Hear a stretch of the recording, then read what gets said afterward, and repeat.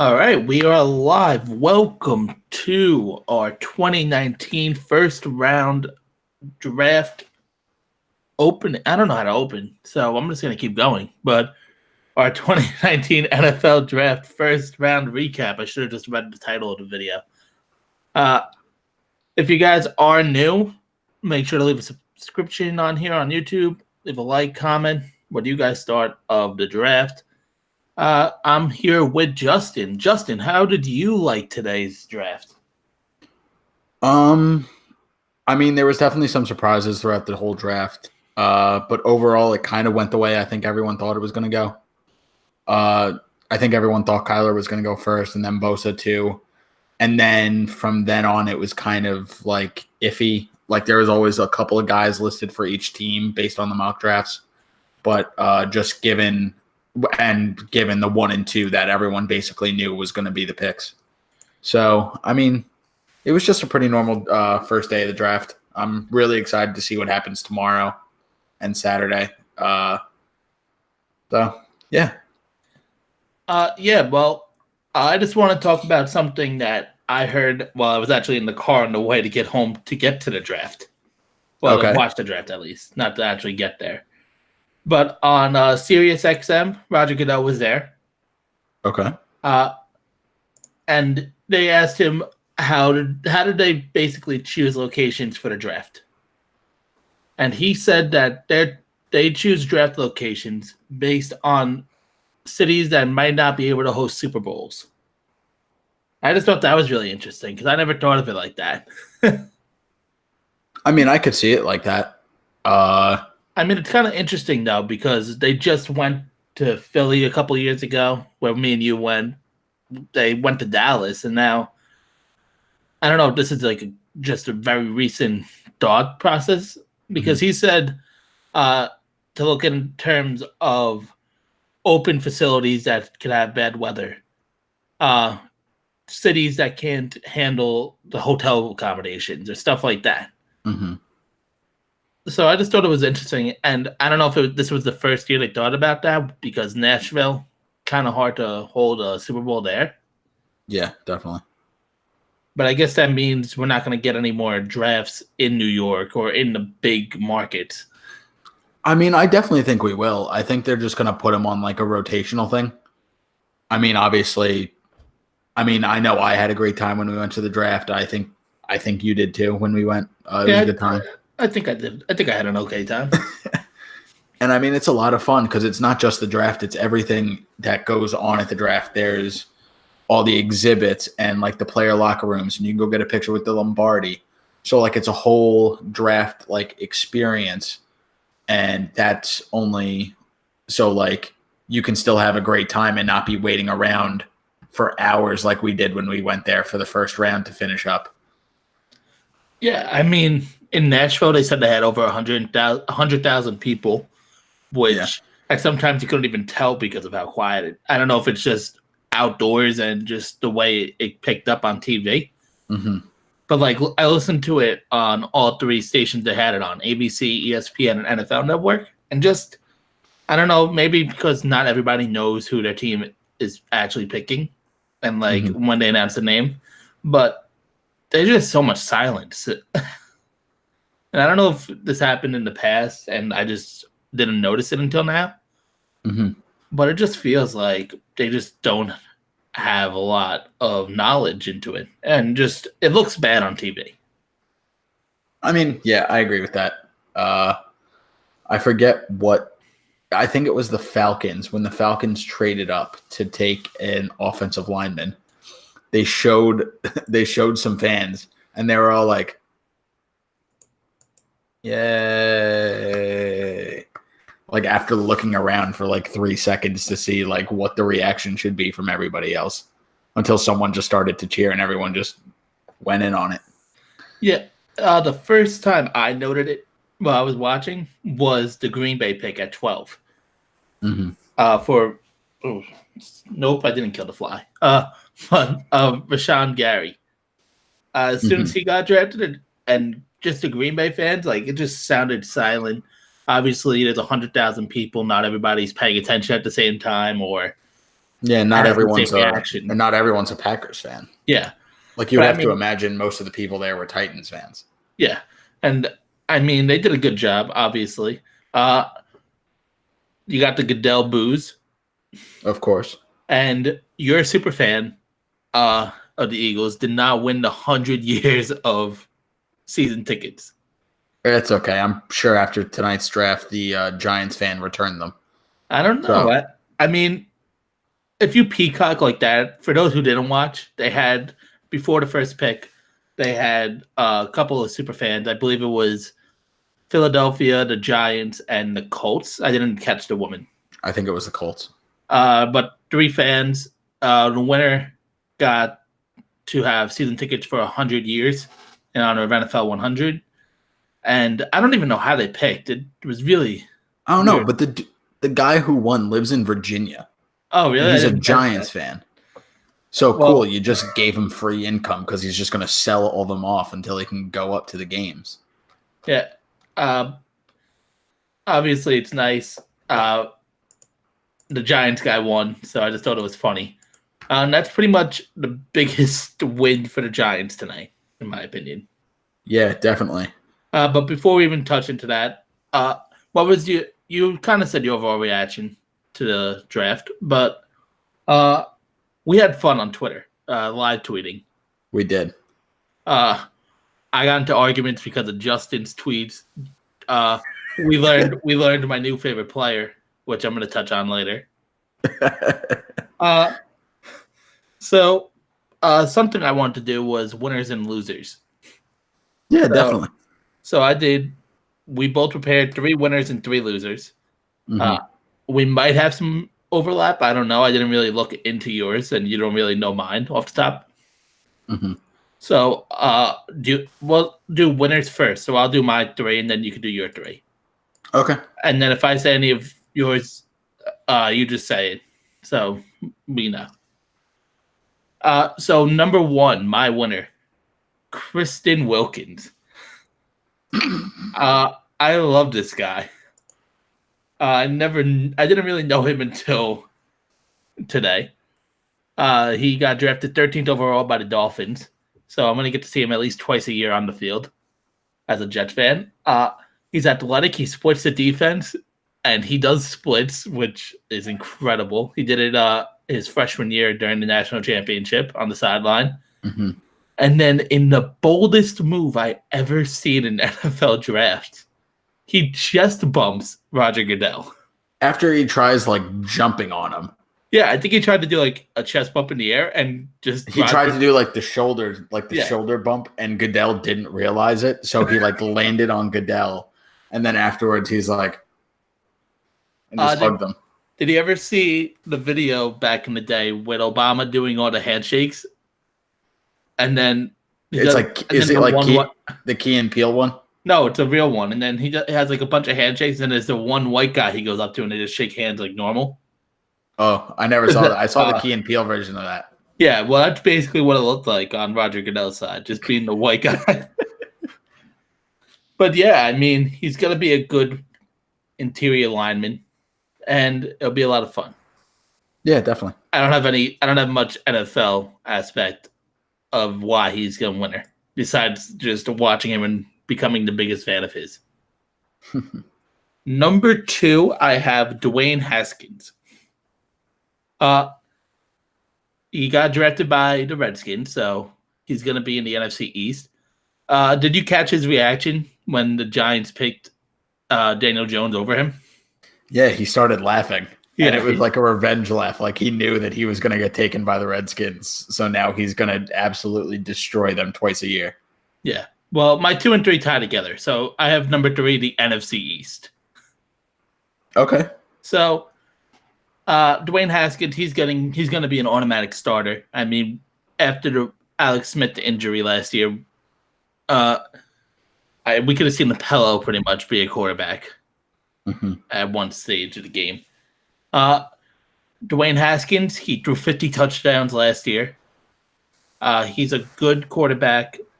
And Urban Meyer was on the Herd a couple days ago, and he said that he doesn't think that Haskins can lead a franchise year 1. He thinks it'll take him a year or two to Mhm. get there, but he thinks eventually he can. And that's kind of where the Redskins are. They're not ready yet. So they have a year or two to just try to get to this spot. I mean, I think it's definitely not going to be the Kansas City method. Like there's almost, to me at least, like more than a 50% chance that he's going to be the starting quarterback come week 1. Because Alex Smith still, like, he may never play again, and he doesn't know. No one is really sure. Colt McCoy got like fucked over essentially by the Redskins, because apparently when he hurt his leg earlier in the year, they tried to rush him back for the playoffs, like they thought they had a chance at them, and he ended up doing more damage to his leg. So now he just got a third surgery on his leg, so that could keep him out indefinitely. So then you're left with who? So now it seems like it's going to be Dwayne Haskins is their starting quarterback. So it's definitely going to be a learning curve for them. But overall, I mean, and like I don't have the Redskins on my list as winners, but I think they had a really, really good draft today. Yeah, and then for the NFC East, I mean, look at the teams now. You have Philadelphia, who have Carson Wentz. You have the Cowboys, who are gonna have Dak. You have the Redskins now having Haskins, and then you have the Giants. So you have 3 good to really good teams in this division now, and you have at least 3 quarterbacks that are decade plus guys in this league. Yeah, I mean, I've mentioned this before on the show. I am not a big fan of Haskins. I'm not completely sold that he's what everyone thinks he's going to be. I don't think he's going to be as good as some people are thinking he's going to be. To me, he's kind of like I guess a comparison is Jameis Winston. Like good, but not like knock your socks off or like blow the doors open type good.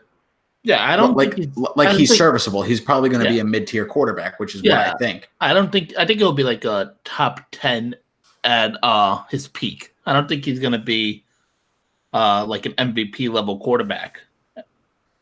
Yeah, so I mean, I could be completely wrong. I'm just not completely sold on Haskins.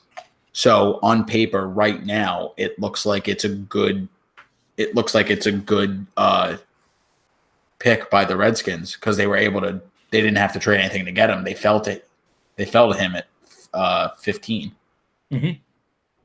So, I mean, that's just kind of where I'm at right now on the Redskins. Yeah. So who did you have on your winners? So I had, in no particular order, the Steelers. They were able to get Devin Bush out of Michigan, their linebacker. He brings an entirely new outlook to this defense. Over the middle last year, they were getting killed by opposing tight ends and running backs in the middle of the field. Devin Bush is going to put an end to that. He ran a 4.44 40 at his combine. Dude is ridiculously fast, has all the intangibles you want from a middle linebacker in the NFL, and he is going to be he could very well be like one of the top 3 picks in this draft by the time his career is over. I truly believe that. He just has all the intangibles, all the measurables that you want from the middle linebacker position. Next, I have the Detroit Lions. So Detroit last year traded away Golden Tate to the Eagles for the 3rd round pick. Mm-hmm. So, and I know they have Kenny Golladay and Marvin Jones Jr., but they were still kind of missing that playmaking piece that they need. And they were able to get TJ Hawkinson from Iowa. And I think that he is exactly what they needed, because I believe Luke Wilson is their current tight end. if I remember correctly. He's not like overly. He's a good player, but he's not at the level that I believe TJ Hawkinson can be at in his career. And so they were able to essentially replace Golden Tate in the slot with a tight end that can run, catch, and block really, really well. And it's just another piece for Matthew Stafford and that Detroit Lions offense. Now, before you continue, I was pretty high on that pick as well. Okay. And I saw this as Matt Patricia trying to copy a Bill Belichick move. I could see it. He's a good player, right? Hawkinson. And he wasn't the only tight end out of Iowa to get drafted this round. Yeah, Noah Fant as well. Got drafted by the Broncos at 20. Yeah. But I think this is trying to get a Gronkowski type, which I don't think Hawkinson is that player. It's very hard to be a Gronk, obviously. Mm-hmm. But I don't think they really went for their strike there. I think they went to try to get as good of a player as they can. Because what Detroit needs is a pass rusher. And they don't have one. And Hawkinson isn't rushing the passer anytime soon. Yeah. So, I mean, I believe they still have a decent amount of draft picks left, and they can address that in the later rounds because this is a defensive-heavy draft. So, I mean, at the beginning, I wasn't sure if when Montez Sweat was able to drop down to 9, I wasn't sure if they might go for him because that replaces Ziggy Ansah, who they are probably going to lose in free agency unless he re-signs with them on a team-friendly deal, which I don't anticipate happening. So I thought it was either Montez Sweat or they were going to take TJ there, and they ended up going with TJ, and I think they're a real winner because of it, and it adds a completely new dynamic to their offense, which I think they really, really needed. And lastly, as my winner, I have San Francisco. They were able to get arguably the second best, if not the best player in this year's draft in Nick Bosa. He brings a lot. He brings a lot to the table as far as intangibles go. Big, strong, fast. He can rush the pass. He can get to the passer quickly. Has really good swim moves and arm moves to be able to get past an offensive lineman. And it really helps him because I heard that the San Francisco 49ers were looking to trade Solomon Thomas, who was the 3rd overall pick in the 2017 draft. So maybe they weren't happy with him, or I'm not sure. Maybe he's not living up to expectations. And if he's not, Nick Bosa can certainly fill in and hopefully fill in and be that great player that everyone thinks he's going to be at the next level. So that's what I got as far as winners. How about your losers? My losers are pretty obvious. So number 1 is the Giants. Yeah, I agree. Which is hard to say because Jones is a quarterback, and that's what they needed. But I don't think he's an NFL quarterback. I think he was a decent college quarterback, and I don't think he's going to have any chance of replicating what he did. They passed on Haskins for whatever reason. Mm-hmm. Which I think at this point you could argue it's racial, but I don't want to go out on that limb and say that's the exact reason. I don't think it is at all. All right, so we could differ on that, but I don't know. I just think they reached on the 6th pick, which is something you really don't want to do. And especially for a quarterback that many people didn't even think was a top 2 quarterback in this draft.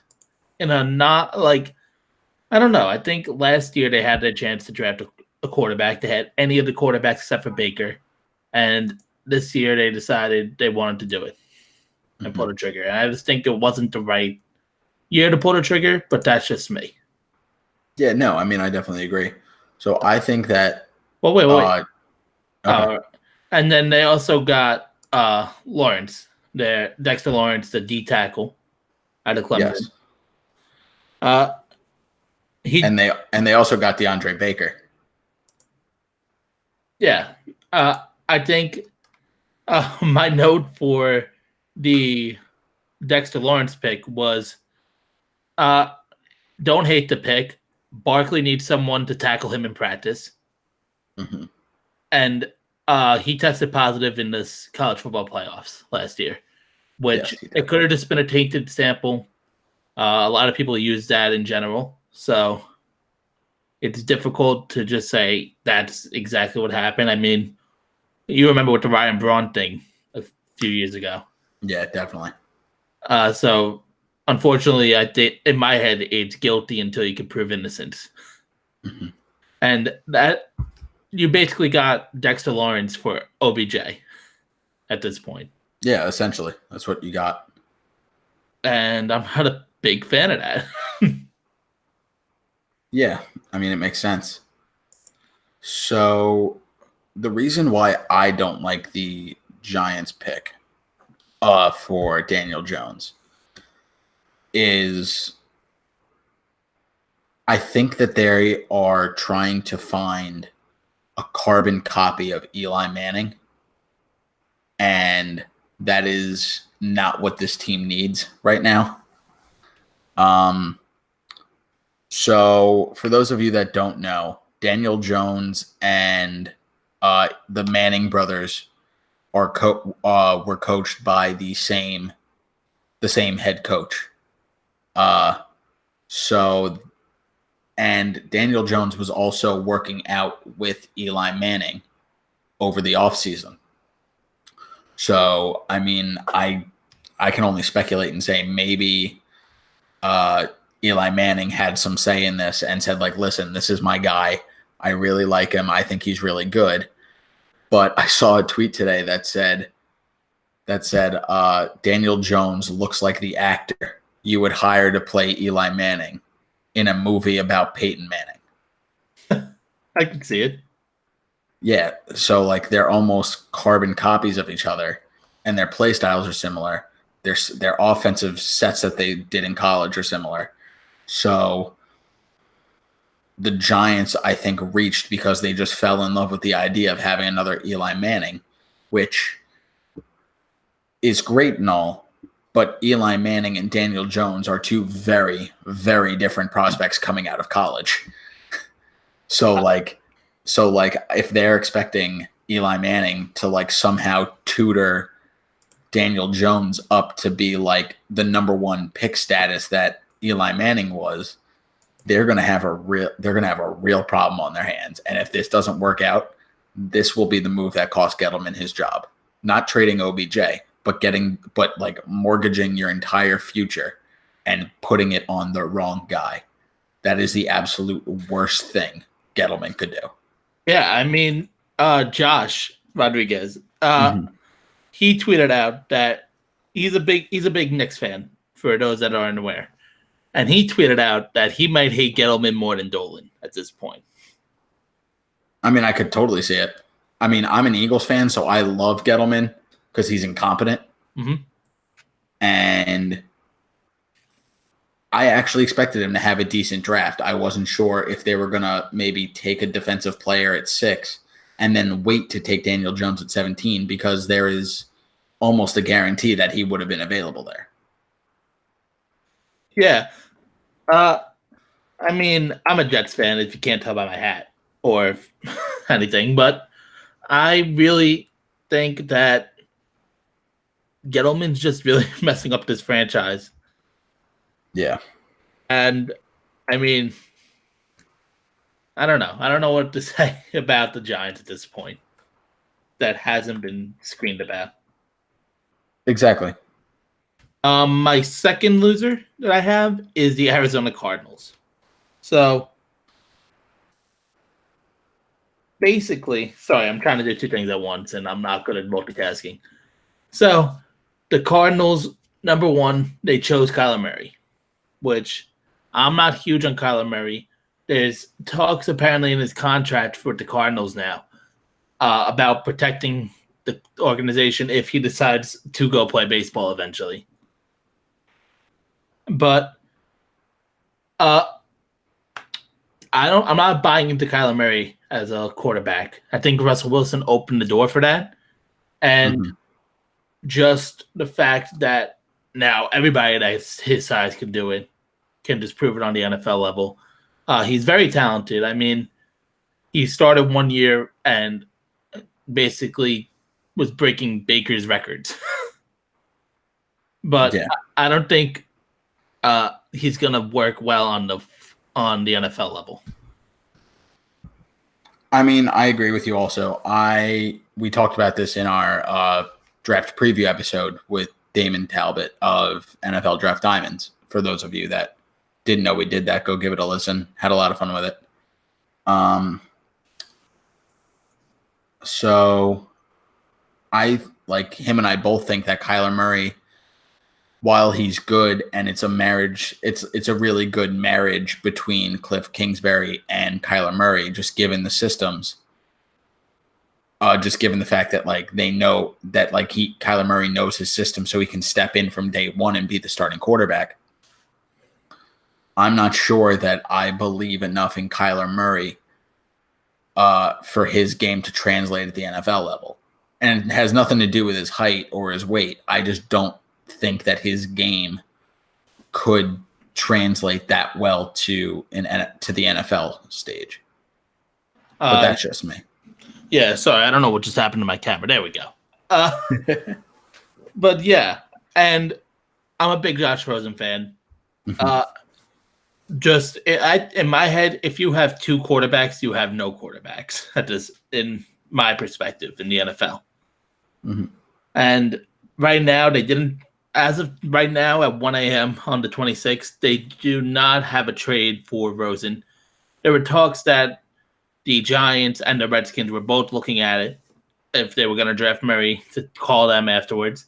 I don't think that Rosen's going anywhere at this point because they wanted a first-round pick for him and nobody was offering it. I mean, yeah, they wanted a first-round pick, quickly realized that they weren't going to get it. So then they were like, all right, how about a second? And I was telling you before the draft, the Giants said, hey, call us about Rosen. Or like if you do take Kyler, call us about Rosen. Yeah, and Ian Rappaport said the same thing after the pick. He said that both the Giants and the Redskins told the Cardinals that. Exactly. So then you think, okay, maybe a second round pick will get it done. Like that should work. It didn't. And both the Giants and the Redskins end up getting their quarterbacks. So now Rosen's just stuck there,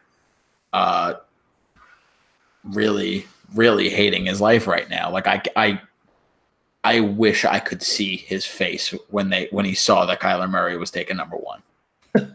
Well, he's been saying all the right things. It's like Bo.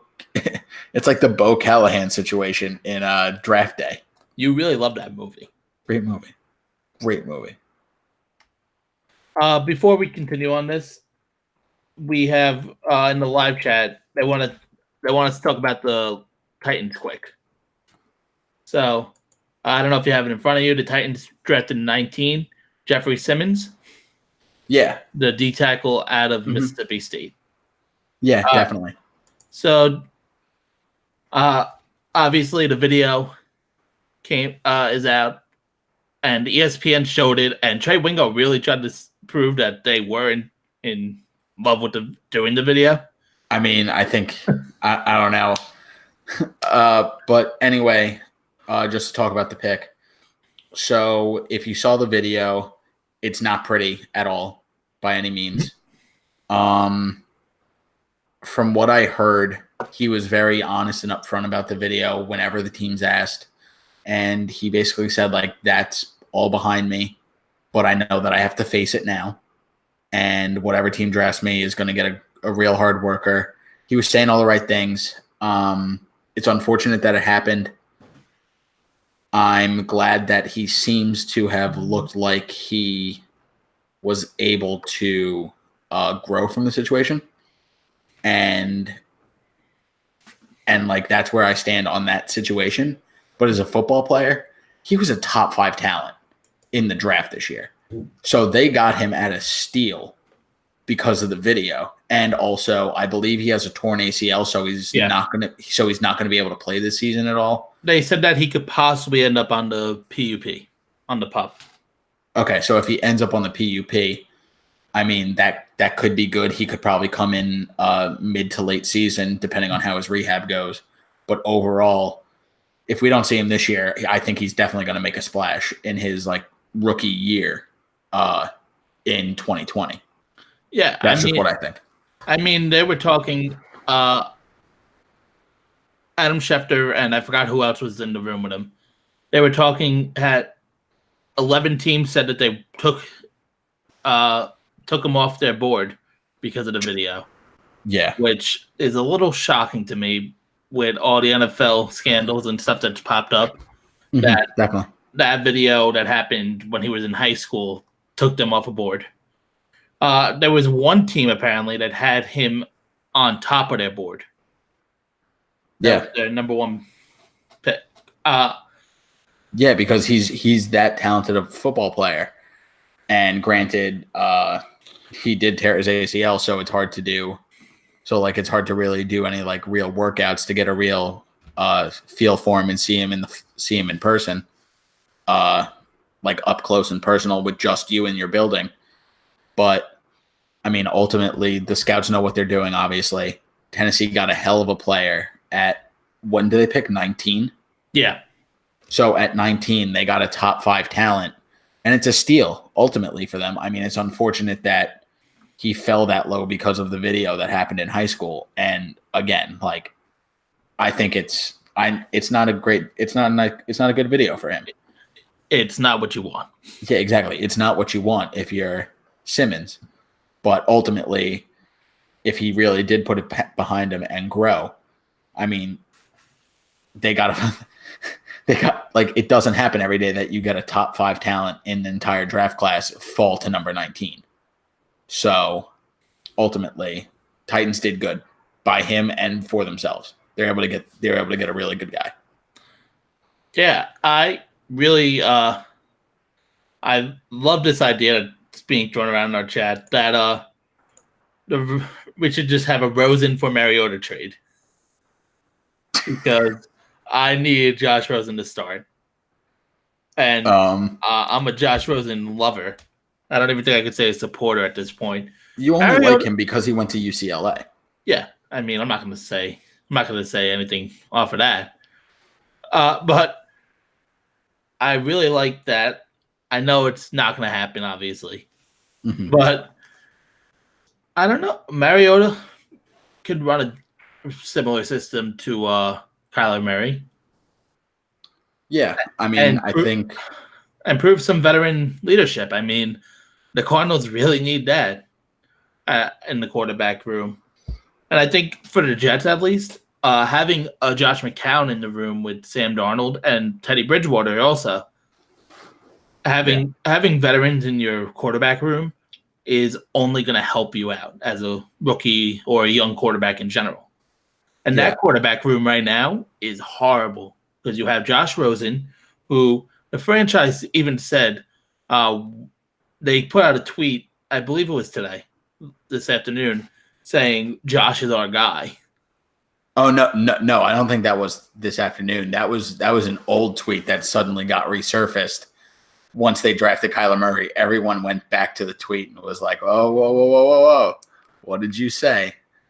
And I actually went back and watched the YouTube video that the Cardinals put up, and it's them calling Josh Rosen to tell him that he's their pick last season. They're like, "Yeah, we traded up with Oakland. You're our guy for the next foreseeable future. Can't wait to get to work. You're going to be here a long, long time." And after pretty much a year, he's out. Or he's seemingly out. And if he's not out, he's riding the pine. And I'd also like to tell you, it's not only that he went to UCLA. It's this kid has the swagger that I wish I had. Because this kid had a hot tub in his dorm. That is pretty dope. Yeah. Titan said Mariota was our guy. Apparently he is not. Well, I mean, Tennessee really put a decent, I mean, not a lot, obviously, but they had decent success with Mariota there. Yeah, not a lot of, not like super success, but he's been pretty serviceable for them. Could I see them maybe taking a quarterback in the second round? Yeah, I mean, you still have Drew Lock from Missouri still available. Will Grier from West Virginia is still available. And like, to me, those are like the two biggest names still on the board as far as quarterbacks go. So I mean, you could bring in a Drew Lock, you could bring in a Will Grier. I don't know if that's necessarily going to happen, but we'll see. And I don't see a Mariota and Rosen trade going down. I think that's like, there's no chance in hell that's ever going to happen. I think the best thing you can do is maybe trade him to the Dolphins, but I have a feeling that the Dolphins are 100% planning to tank for Tua. If that's my opinion. I could see that. So we talked about the Cardinals being my number 2. Mm-hmm. My number 3 is John Gruden. Okay. I have the Oakland Raiders. Okay. So basically, they reached on number 4, in my opinion, and a lot of opinions where they've reached on 4. They 1,000% reached on 4. For Clelin Ferrell. I think that was the biggest shock of tonight, was him being number 4. Yeah, definitely. And then ESPN during the second Oakland pick, they surfaced a video they had of John Gruden saying, I would never take a running back in the first round. Mm-hmm. And then in a good old fashioned move, he takes Josh Jacobs out of Alabama, the running back. I think that's a good move, but I don't know. I don't know how good he's going to be in the first couple of years. And I understand they had to take a running back, Marshawn Lynch retiring again. Mm-hmm. But I don't know. I didn't love that move. And then Jonathan Abram. He's okay in my head. I don't think he's going to be a difference maker on this team. Yeah. So, I mean, I also had, I had Oakland, but I put a question mark next to them because it's weird for me to say that they were a loser of the draft because they did address their needs. But I still think that they're losers in the draft because of how they approached it. So, like you said, Clelin Ferrell out of Clemson. Yeah. I think they reached way out of line at 4. You could have so I just want to get this straight. So Gruden says it's really hard to find a pass rusher after he had already traded away Khalil Mack. Okay. So you had Josh Allen available, who's rated as who's rated as probably the second best edge rusher in the draft class behind Bosa, who was taking it too. You could have had him. Then if you wanted to take Jacobs at 20, whatever their pick was, 24. You know what? That's fine because I still think you're getting a great value and it's late enough in the first round that it's still kind of playing it safe. You're not doing what the Giants did in drafting Saquon Barkley at number 2 because that's high risk. But I think it's a much lower risk drafting him at 24 in the first round, even though it is a first round pick, just because of the way the draft just because of the way all the draft experts happen to view later first round picks compared to like the top 10 first round picks. And then I heard that they had wanted Montez Sweat, which they could have had at 24, because I still don't see Josh Jacobs being taken by Baltimore, who traded up, who traded with Philly. Mm-hmm. I don't see the Indianapolis Colts getting Josh Jacobs, because I don't think Washington would have done the trade with Indy had Montez Sweat not been there. And then at 27, you could have had Josh Jacobs. So I don't see Josh Jacobs. I think you could have gotten Sweat, your defensive lineman, your edge rusher, and then gone your running back and still gotten the same the same guys you wanted. But instead, you had to settle for Jonathan Abram, the safety, which to me is not as good of a move as compared to waiting out drafting Montez Sweat first and then waiting out Josh Jacobs. And like I said, I know that they filled their needs because they needed to replenish their defense and they needed a running back. And Josh Jacobs he runs angry, he runs hard, he runs tough, puts his shoulder down, much like Marshawn Lynch did. So they're very similar in that regard. So if that's the play style you like, cool. You got a mini Marshawn Lynch. That's what you got. Before you get into your losers, do you know the one thing that really got me today in the beginning of this draft? What really got you today? Comparing the Bosa family to the Manning family. So they had the whole Archie, Peyton, and Eli with the Bosas because the dad played in the NFL, and Joey and Nick. And I was begging that that the Jets would end up with Bosa. Obviously, we didn't have the chance. Yeah. But just stop with the comparisons with the Manning family. There's only one Manning family, and they were all quarterbacks, except for Archie, that didn't even have an impact in the NFL. Yeah. I mean, not Archie. I'm sorry, the brother. Unless that is Archie, that I'm just totally butchering. Yeah. So like I don't even know where to go with that because just trying to compare them just sounds so stupid to me. Yeah. Like I get why they were trying to make the comparisons about like it being like a football family and father and son and father and their two sons getting drafted. It's a cool story, but overall, no. Yeah. So who did you have as losers? So I had the Giants, which I already talked about. I had Oakland with the question mark that I already discussed. And I'm going to say, I want to say maybe the Falcons because they needed to protect Matt Ryan. I get that. And they went with two offensive linemen in their two picks. They actually traded up to take a second offensive lineman. I'm just not completely sure that it was the right one, or the right two. You still had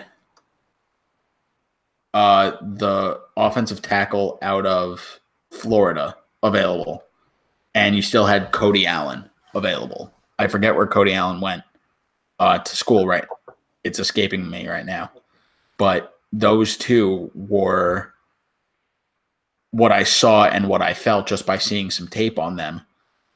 I felt that those two were better than the two that they ended up drafting. Now, granted, I don't know what they're looking for as far as measurables or what they wanted to see on game tape that maybe more others wouldn't see. But to me, just how I feel is that maybe they got kind of like screwed, or maybe they screwed themselves out of it. I mean, only time will tell. And there's not to say that they can't go back and get those guys because both of them are still available in the second round. I don't think they're going to be around all that long in the second round. But maybe if they get a chance to grab one, maybe they get another offensive lineman, and then they have 3 new guys up front that could help protect Matt Ryan, which is definitely something that they needed. Yeah. So I just had one more guy that I really liked the spot that he got drafted. In the mid-20s. Marquise Brown. Yeah, Hollywood Brown. Hollywood Brown. I really think he's going to be a good fit for Lamar Jackson offense. Maybe. Yeah, I mean, if Lamar scrambles, he could get open fast.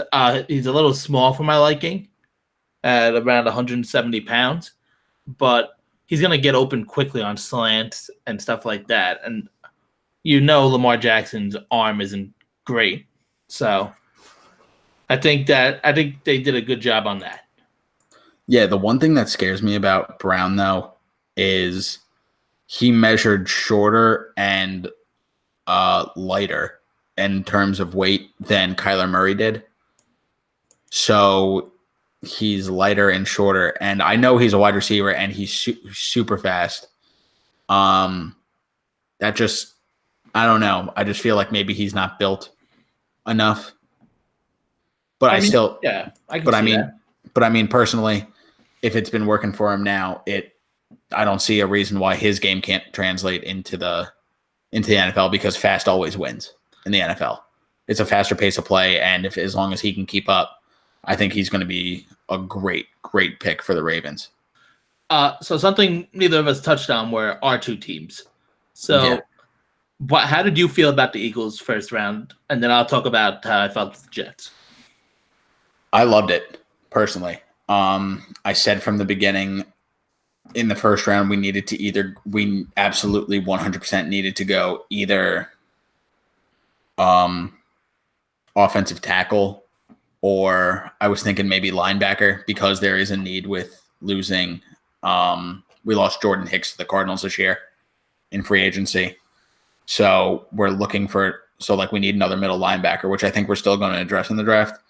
But overall, just going with the Eagles pick, Andre Dillard, a tackle out of Washington State. I personally love it. Eagles had him as a top 10 talent on their draft board, and they were able to snag him at 22, which I think is great for them. I trust Howie. I trust Joe Douglas, the director of player personnel for the Eagles. They've had some really, really good drafts over the years, some really, really good picks. And, I mean, I'm really excited to see how Dillard does. The one thing I do hope for, though, is that Dillard does not see the field this season. Because my dream scenario is him sitting down behind Jason Peters and Lane Johnson and really working on his craft, figuring it all out. And then when Jason Peters is gone or when he retires, he steps right in there and he's the new left tackle. He played left tackle in college. I saw a stat, according to Pro Football Focus, he allowed 13 pressures last year. Pretty good. And 1 sack on 772 pass plays, which is astounding. So we need to keep Wentz upright for him to be able to move the ball and do what he does at an MVP level, like he showed us in 2017. Yeah.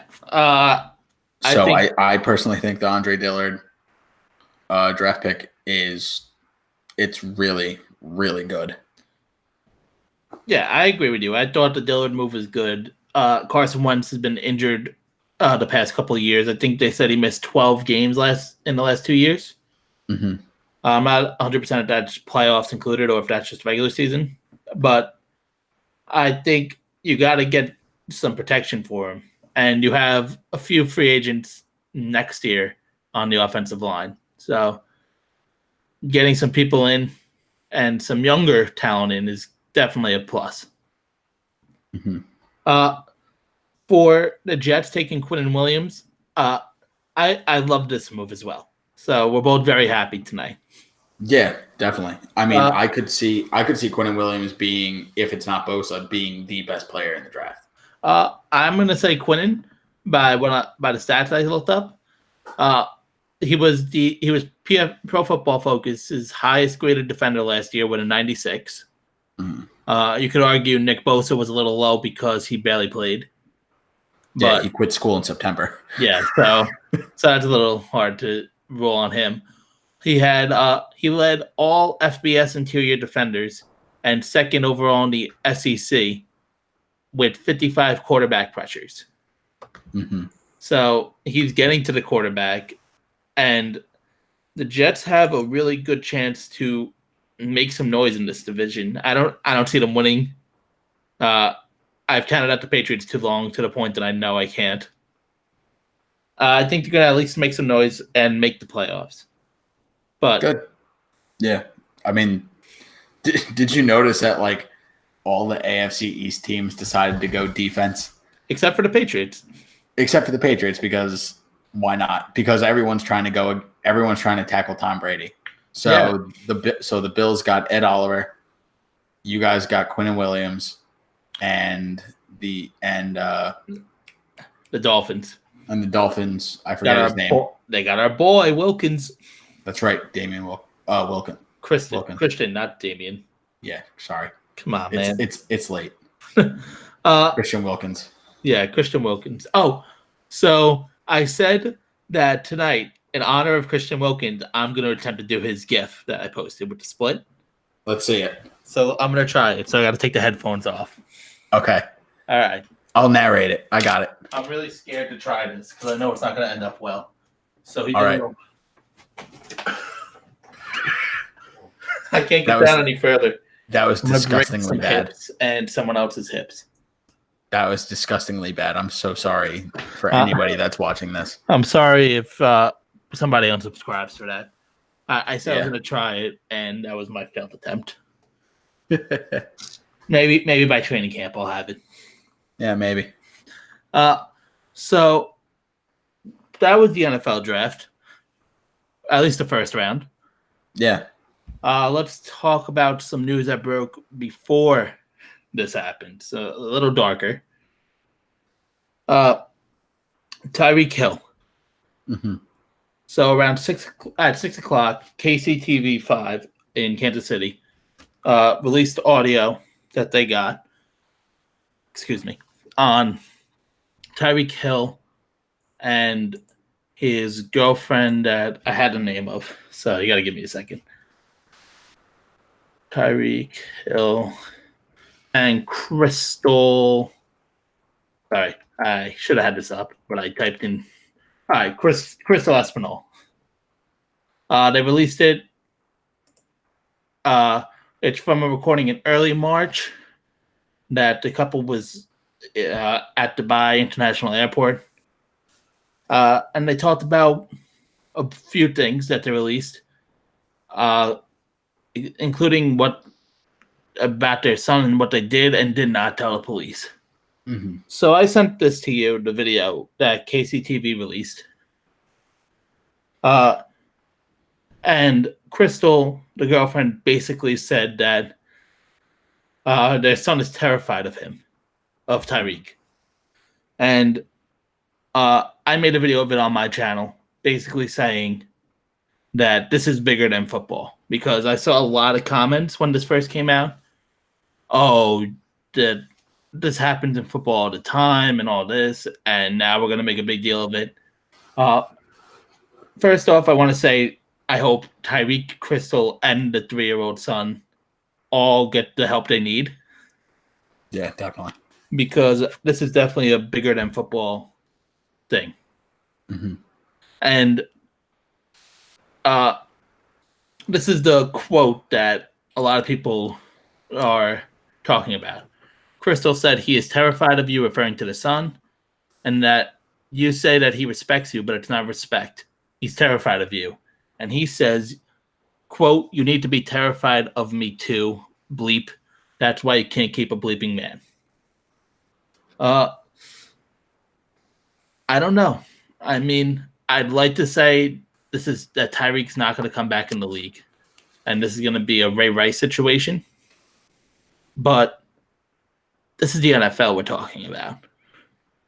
I think this is a chance for the NFL to try to right that wrong that they had there and try to put a standard up and say, hey, we're not going to have players, no matter their skill level, that talk like this, that have this type of instance happen. And the Chiefs informed Tyreek Hill that he's not going to be a part of the team until this all gets settled out.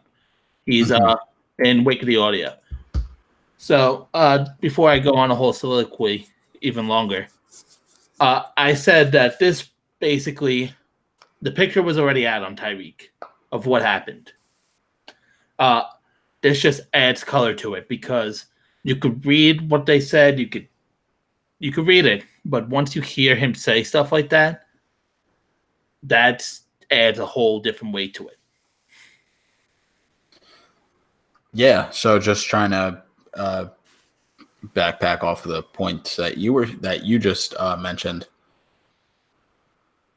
I was shocked when I heard the audio. And if anyone listening decides that they want to hear it, just know it is kind of, it's not nice to listen to. It's actually kind of scary knowing that that Tyreek Hill said these things to the mother of his child and his girlfriend, and that he does these things to his son to discipline him. But like you said, I think that the NFL has a real chance here to kind of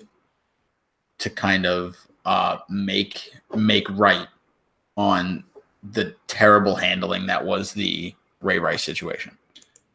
And they have gone on for since then and been very vocal. Like they suspended Ezekiel Elliott for 6 games because, and even though they couldn't find any proof that he did it, just because it came out that he might have done it, they suspended him 6 games.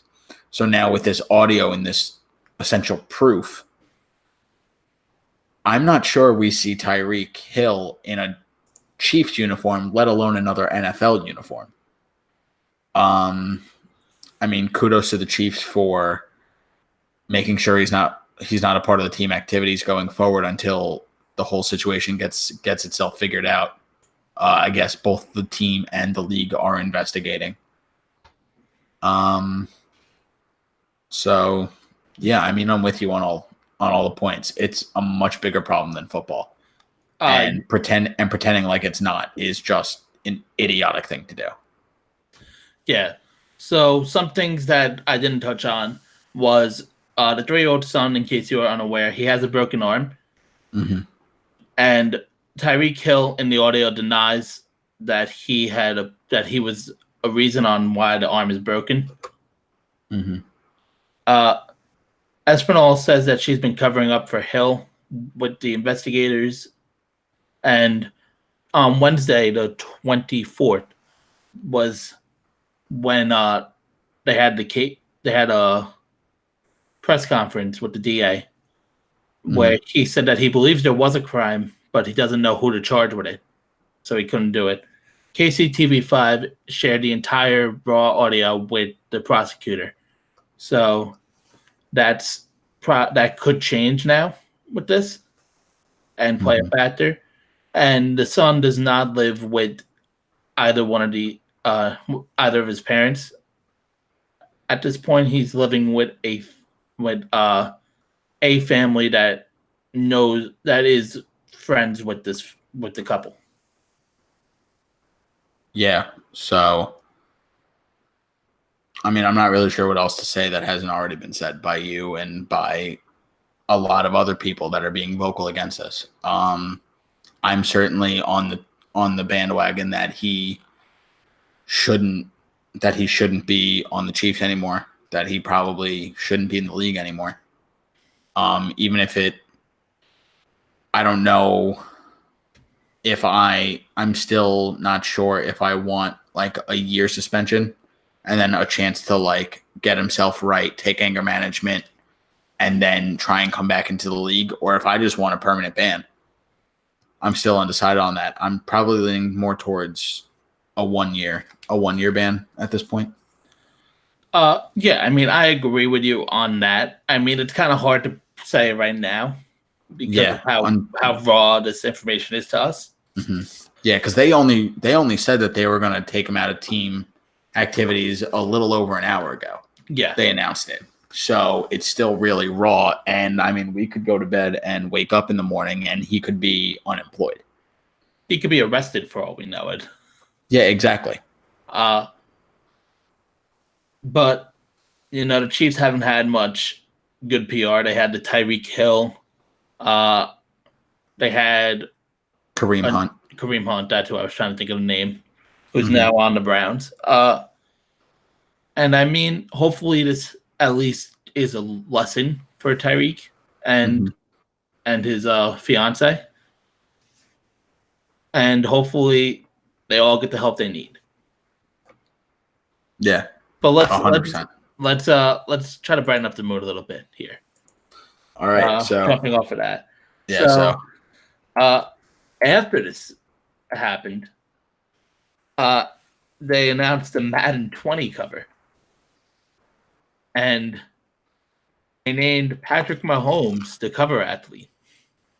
Now, I know you and I are both gamers, and we both are fans of Madden throughout the years. Yes. What did you think of this whole? I don't know. Did you see the unveiling? Yeah. So I saw the picture. It's not really him playing. It's kind of him just standing there in his uniform like this. I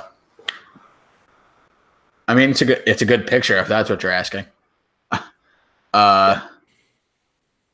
Yeah, I mean, Mahomes definitely took the league by storm last year, and he's now one of the more recognizable faces. Not even in Kansas, not especially in Kansas City, but in the entire National Football League. He came in and just absolutely destroyed all of his competition, except for the Patriots in the playoff game. But I mean, he's a great player, great future ahead, great face for the league. Got a really good head on his shoulders, great hair. I will say, great hair. And yeah, I mean, he's definitely well deserving of it. Yeah. As ESPN wrote an article, at 23 years old, Mahomes is the third youngest player to be on the cover, behind OBJ and Michael Vick. He began last year's Madden 19 with a rating of 77. But he finished the season with the leader of passing touchdowns and yards. He eventually reached a rating of 94, and he said, quote, "I expect my rating to be 100. I'm thinking that's what we should go with. I want a little 100 emoji by my name." That's awesome. Yeah. So obviously, the game they said comes out August 2nd. So it's a little earlier. It's a little earlier than I remember the game coming out, but that's always going to be fun. He's going to contribute as in a career mode that to experience his journey from college to the NFL. Yeah. So instead of long shot, it's now going to be you make your own quarterback. So all you can be is a quarterback, and you're going to go from the college football playoffs to the draft, and then ultimately playing in the NFL. So it's kind of like a NBA 2K career mode, which I really enjoy. I really enjoyed long shot and the storytelling of it. So I can't wait to see what Madden has up their sleeves for Madden 20. Yeah, but I think that's everything that happened in the NFL for today. Yeah, definitely. Any closing thoughts on the draft? What do you expect to see out of the next couple of days? Stuff like that? I mean, I ultimately expect probably a lot more craziness to happen. Players falling, more teams are if I had to guess, more teams are going to end up reaching tomorrow, seeing the talent that's up on the board and some of the names that look like they were probably going to go off in round one. I could see a bunch of teams trading up early tomorrow and throughout the day before the draft to try and trade up to make sure that they can get their hands on those first round graded players early, so that way they don't slip through their fingers.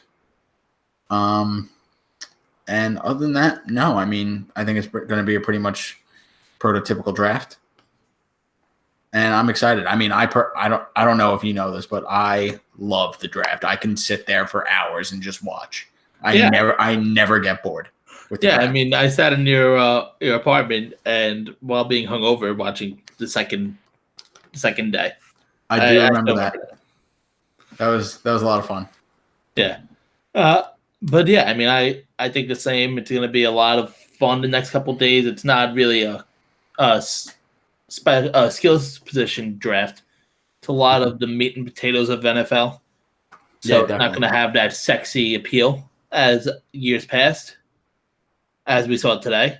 But yeah, all in all, I think it's going to be a fun weekend, getting people excited for NFL next year. Yeah, I mean, I definitely think that the first round is usually best player available, finding someone that can make an immediate impact, and then rounds 2 through 7 is kind of like where you plug in your needs.